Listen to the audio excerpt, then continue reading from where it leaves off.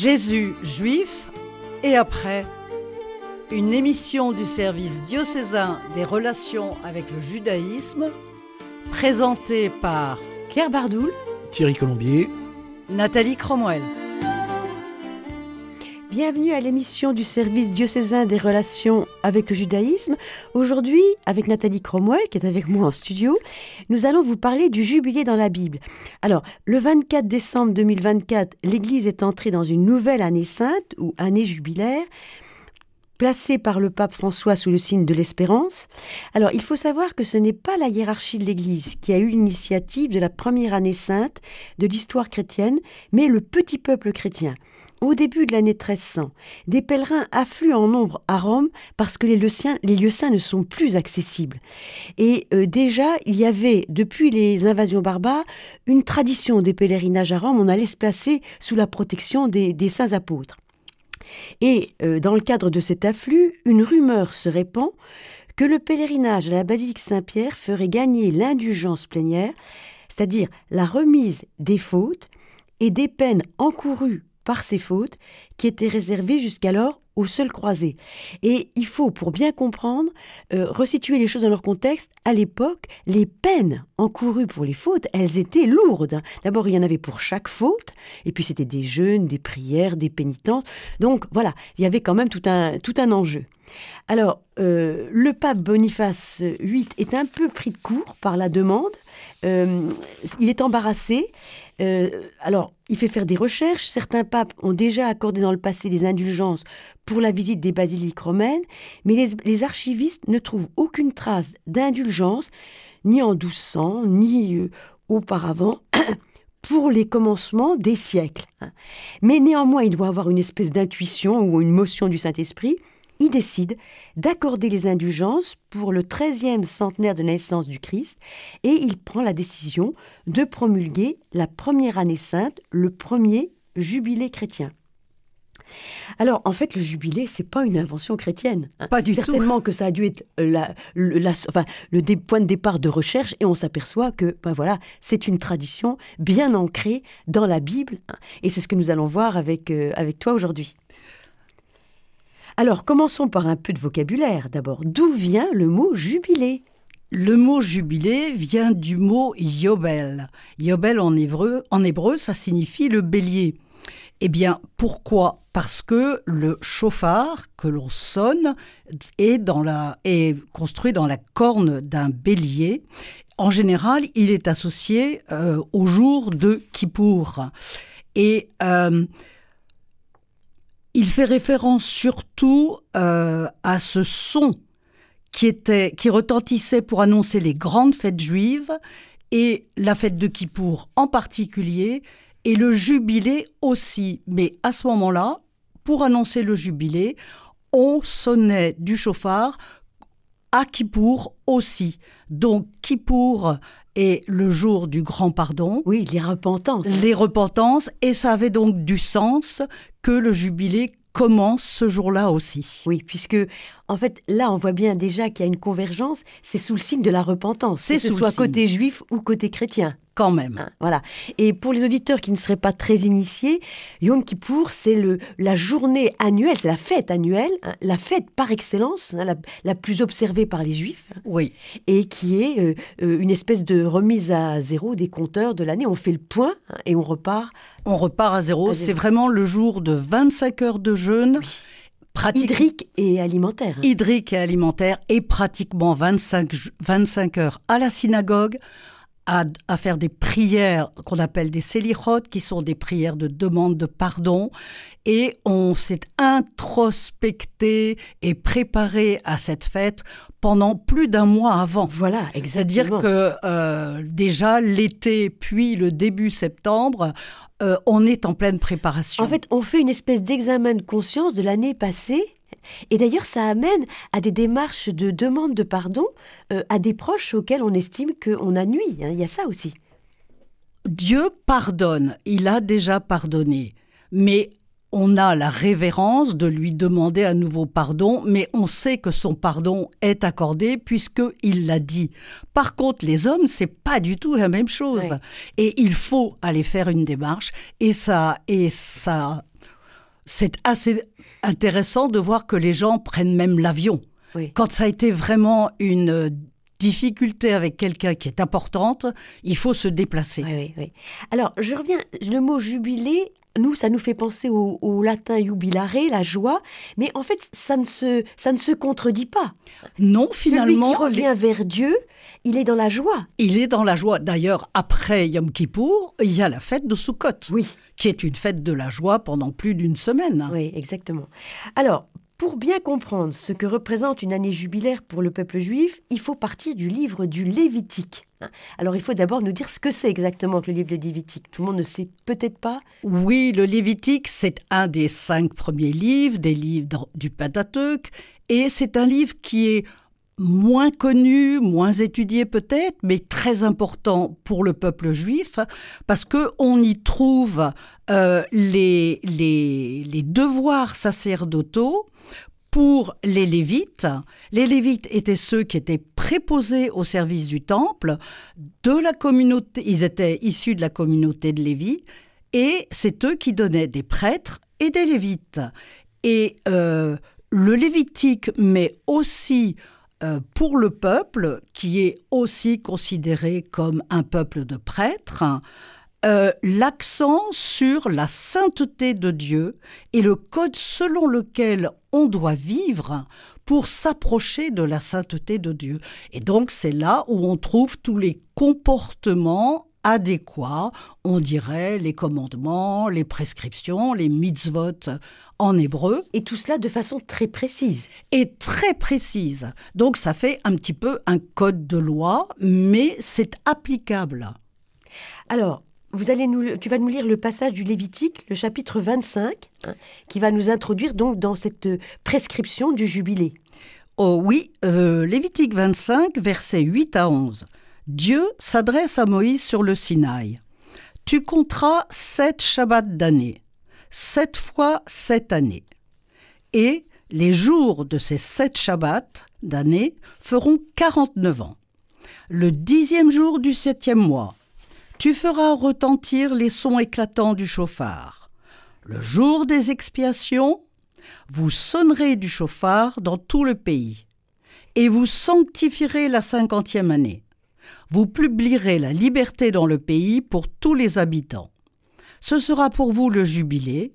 Chacun de vous retournera dans sa propriété et chacun de vous retournera dans sa famille. Le jour des expiations, c'est le jour du grand pardon. Oui, c'est ça. C'est le Yom Kippour. Oui. Donc on comprend tout de suite que, en fait, c'est un commandement divin. C'est un commandement C'est divin. très important, ça. Donc, il faut le respecter. Ce n'est pas facultatif, exactement. Non. C'est une prescription donnée par Dieu à Moïse. Et en fait, je comprends que l'année jubilaire, nous on parle d'une année sainte, c'est tout à fait ça. C'est-à-dire une année mise à part. Et mise à part pour qui ? Pour Dieu. Pour Dieu. Voilà.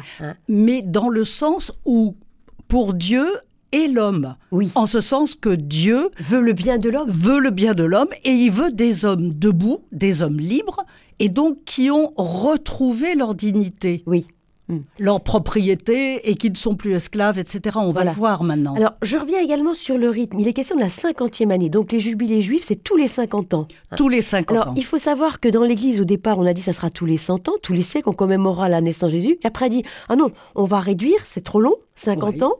Et puis finalement, on a réduit à 25 ans pour donner à chacun, dans le cadre d'une génération, la chance de vivre un jubilé. Oui, parce que certaines personnes n'en vivaient jamais. À l'époque, surtout, où la mortalité était quand même, on mourait plus jeune. Oui. Alors, il faut s'arrêter, je pense, sur cette prescription. Vous proclamerez la libération de tous les habitants.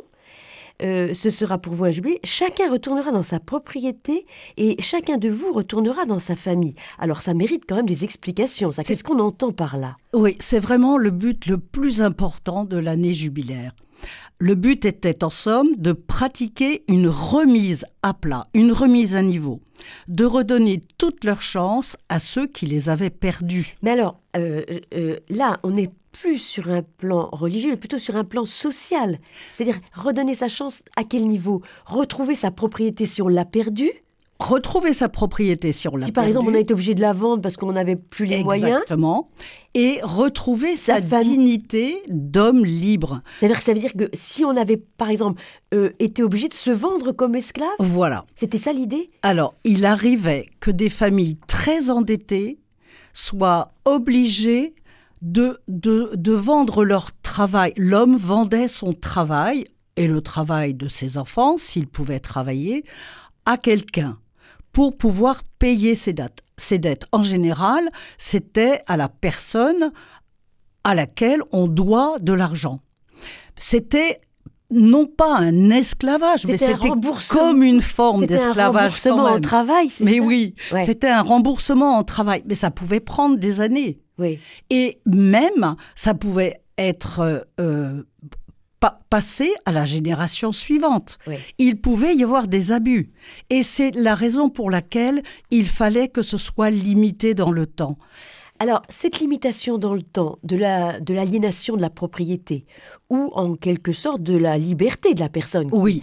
Elle doit être temporaire, et ça se comprend par rapport à l'histoire du peuple et par rapport à son expérience de l'Égypte, c'est ça? Oui, parce que le peuple qui était esclave en Égypte ne peut pas être un peuple qui loue Dieu et qui parle à Dieu face à face, Dieu et homme. Oui. Vraiment, pour Dieu, la création de l'homme, c'est pour avoir un vis-à-vis, c'est face à face. C'est un homme libre. C'est donc un homme libre.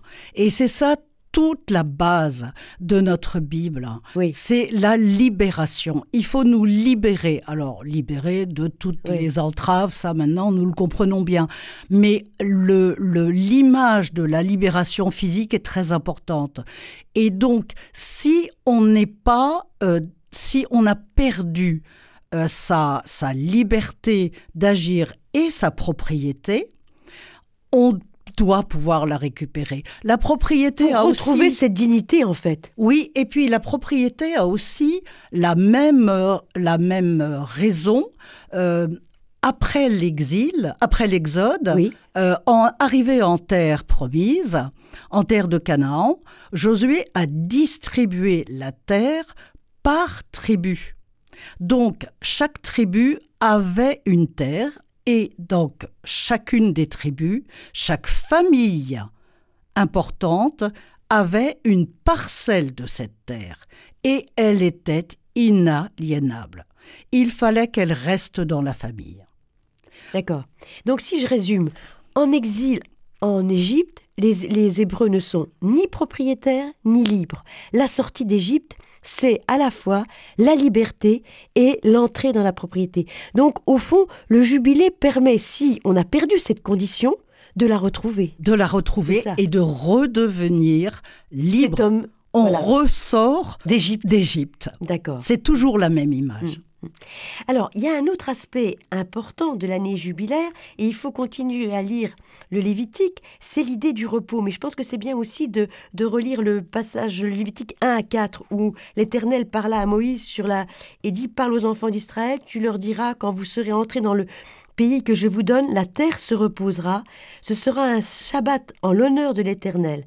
Pendant 6 années, tu ensemenceras ton champ. Pendant 6 années, tu tailleras ta vigne et tu recueilleras le produit. Mais la 7e année, ce sera un Shabbat, un temps de repos pour la terre, un Shabbat en l'honneur de l'Éternel. Tu n'ensemenceras point ton champ, tu ne tailleras point ta vigne. » Alors, ce repos, c'est bien autre chose qu'un repos pour se remettre de la fatigue. Ça a un tout autre sens.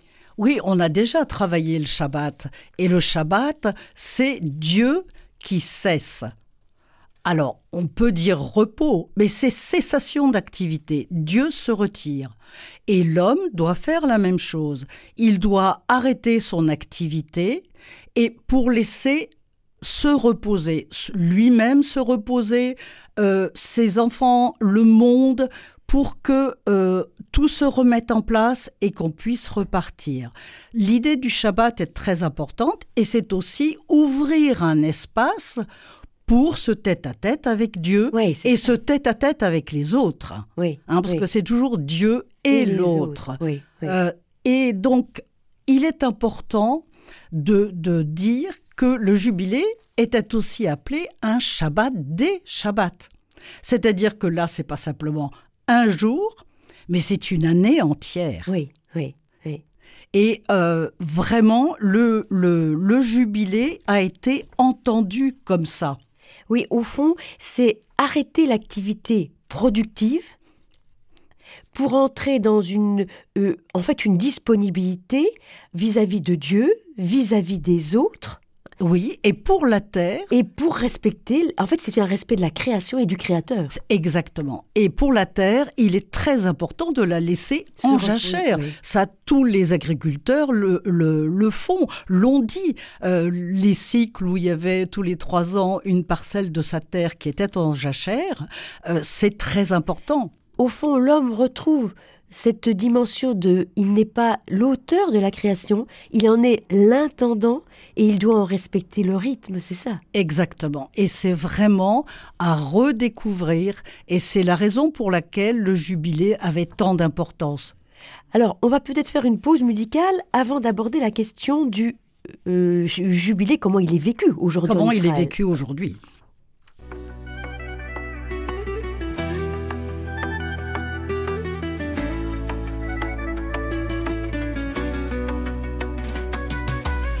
Écoute Israël résonne dans la nuit, Adonai veille, jamais il ne fuit. Hachem nous guide, lumière dans nos cœurs, des commandements remplis de douceur.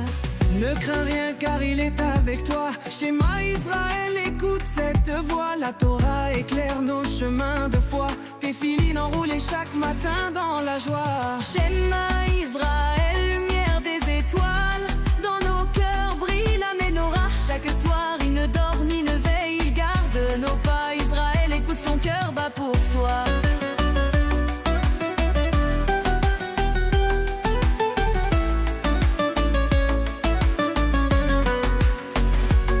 Marchons ensemble, portés par notre foi, avec la lumière qui éclaire nos voies. Les commandements sont nos guides chaque jour. Adonai veille sur nous avec amour. Écoute qu'Israël, les cieux nous répondent. La Torah vit en nous chaque seconde. Hachem nous bénit, ses bras nous entourent. Tes filines enroulées, cher et amour toujours. Shema Israël, lumière des étoiles, dans nos cœurs brille la menorah. Chaque soir il ne dort ni ne veille, il garde nos pas. Israël écoute son cœur bat pour toi.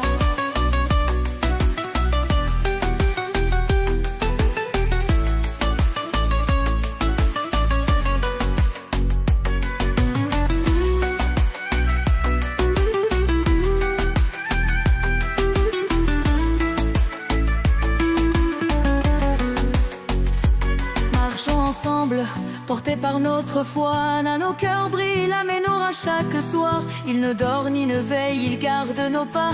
Israël écoute son cœur bat pour toi. Shema Israël, lumière des étoiles, dans nos cœurs brille la menorah chaque soir. Il ne dort ni ne veille, il garde nos pas. Israël écoute son cœur bat pour toi.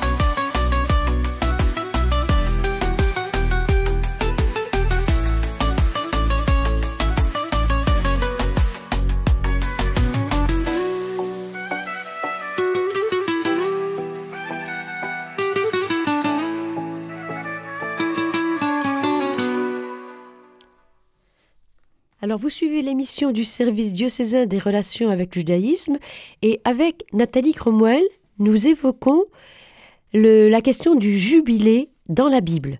Alors, nous allons maintenant aborder la question du vécu aujourd'hui, puisque ce n'est pas que du passé, ça concerne encore les Juifs d'aujourd'hui, ces prescriptions du Lévitique. Donc, comment aujourd'hui on vit le jubilé, l'année jubilaire, tous les 50 ans, alors essentiellement en Israël, je pense. Essentiellement en Israël. D'ailleurs, toutes les prescriptions du Lévitique sont pour la terre d'Israël et pour le temple. Donc, quand on n'est pas en terre d'Israël, ce n'est pas la même chose. Et comme ça concerne la terre, voilà, on le comprend bien. Alors, c'est beaucoup plus compliqué maintenant, peut-être, qu'autrefois. Et le dernier jubilé qui a été vécu en Israël, c'était en 2021-2022, et on cherche des solutions. Parce que pour les agriculteurs qui peinent déjà à faire pousser des fruits et des légumes dans une région qui est aride, pas oublier quand les Juifs sont revenus s'installer en Israël, c'était un désert. Absolument. Donc arriver à faire pousser quelque chose, il faut vraiment s'y mettre. Et ensuite, arrêter la production pendant 1 an, ça pouvait vraiment être fatal. Donc, comment se nourrir si rien n'est cultivé ? Et les rabbins ont essayé de contourner ce problème. Oui, je pense à la phrase du Lévitique. Il est dit, vous mangerez ce qui poussera dans les champs. Mais il ne pousse rien dans un désert. Exactement, c'est ça le problème. On ne peut pas, si on laisse en jachère, rien ne pousse. Alors, on peut trouver des solutions, c'est-à-dire faire une surproduction l'année précédente et mettre en engranger et garder et ressortir au fur et à mesure. Mais ça ne suffit pas. Donc, qu'est-ce qui a été permis ? Il a été permis de vendre temporairement ces terres à un non-juif. Il y a des non-juifs qui habitent Bien en sûr, Israël. Notamment des Palestiniens. Exactement. Et beaucoup même qui viennent pour un certain temps faire des travaux justement maraîchers. Et à ce moment-là, ce sont des non-juifs qui vont planter et qui vont récolter. Et ils vont vendre à une coopérative d'État. Et là, on pourra racheter. C'est un petit tour de passe-passe. Oui, parce que mais quand je même, ferai une objection. La terre ne se repousse pas. Alors si, on fait en sorte quand même que régulièrement, il y ait des parcelles qui se reposent. Ça, c'est absolument nécessaire. Avec une rotation, mais pas tout ensemble. Et puis, il y a en Israël, ils ont développé des possibilités de culture hors sol. C'est-à-dire, si le sol n'est pas fertile et vraiment aride, on a des serres, on a des cultures hors sol sur de l'eau et ça marche aussi. Oui. Mais c'est un problème vraiment actuel. Si on veut continuer à suivre cette prescription, il faut s'adapter. Alors, j'ai lu qu'on s'interrogeait même sur l'observance réelle de cette prescription dans le passé, parce que l'arrêt complet, une rotation aussi, mais l'arrêt total semble difficile, elle semblait être difficile à mettre en œuvre. À ça, j'ai entendu aussi une objection intéressante. Certains ont dit, au fond, c'était peut-être un appel à s'en remettre à la providence de Dieu comme dans le désert. Et Dieu aurait pourvu. Si on ne lui fait pas confiance, il ne pourvoira pas.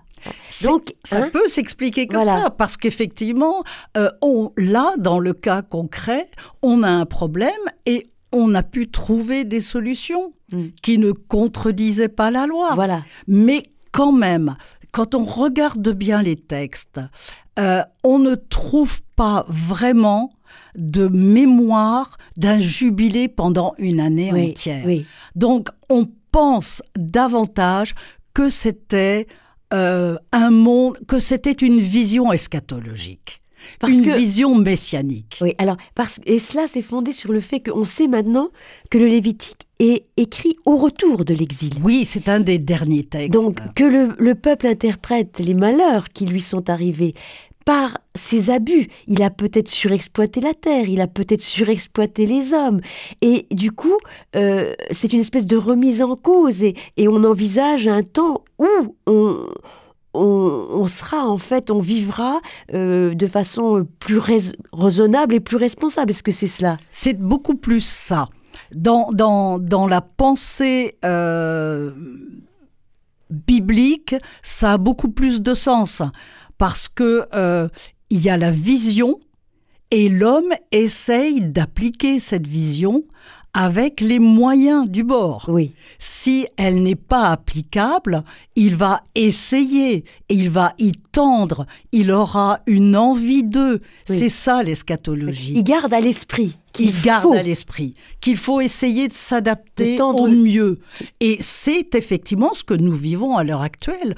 Le respect de la création devient de plus en plus central. Oui. C'est vital pour l'homme aussi. Parce qu'il le comprend. Et parce qu'il le comprend et il en a subi comme des dommages comme ceux qui sont partis en exil à Babylone. Oui. ils ont fait une introspection, ils ont compris. Donc, on peut beaucoup mieux comprendre ces textes maintenant sans pour autant se dire qu'ils ont été appliqués à la lettre. Oui, et d'ailleurs, il n'y a aucune référence, effectivement. Même, aucune. On cite souvent ce texte, vous savez, du roi Akaz qui avait tué Naboth pour avoir sa terre. On aurait pu lui dire, de toute façon, tu seras obligé de la rendre. Il n'en est pas fait mention lors du jubilé. Il n'en est absolument pas fait mention. Ouais. Et puis, il a fallu contourner. Ouais. Alors, donc tu dis, finalement, c'est plus une annonce des temps messianiques, oui, ce vers quoi il faut tendre. Et d'ailleurs, Jésus, il commence son ministère par une claire référence à l'année du jubilé. Il y a dans l'évangile de Luc. On peut peut-être le lire parce que... Il a cité Isaïe. Oui. Alors, je lis Luc chapitre 4, verset 16. Jésus vint à Nazareth où il avait été élevé. Il entra suivant la coutume le jour du Shabbat dans la synagogue et se leva pour faire la lecture. On lui donna le livre du prophète Isaïe. Et en le déroulant, il trouva le passage où il est écrit « L'Esprit du Seigneur éternel est sur moi, car l'Éternel m'a oint pour porter de bonnes nouvelles aux malheureux. Il m'a envoyé pour guérir ceux qui ont le cœur brisé, proclamer aux captifs la liberté et aux opprimés la délivrance, pour publier une année de grâce de l'Éternel. » Donc, c'est une claire allusion. C'est une allusion à son ministère et à ce qu'il est venu faire sur terre. Et vraiment, on retrouve cet esprit du jubilé. En fait, proclame la liberté, voilà. Donc c'est vraiment, en fait, ça correspond totalement. Ça correspond totalement. Le peuple s'est préparé à cette venue. Et on peut dire que Jésus a traduit en acte la prophétie d'Isaïe, puisqu'il va aller plus loin, puisqu'il va libérer l'humanité, lui, du péché et de la mort. Ça va aller encore plus loin. Alors, je terminerai en citant Monseigneur Doré, dans le bulletin de la CEF en mai 1999. Il disait « Le fait que Jésus s'approprie ainsi, en quelque sorte, la pratique vétérotestamentaire du jubilé, dévoile le sens profond de sa venue et de son arrivée. Avec lui s'inaugure l'avènement définitif de la grâce et du salut, de la guérison et de la délivrance. » En fait, il vient vivre le jubilé dans sa plénitude. Dans sa plénitude. Pourrait dire. Donc, vous avez suivi l'émission du service diocésain des relations avec le judaïsme sur le jubilé dans la Bible.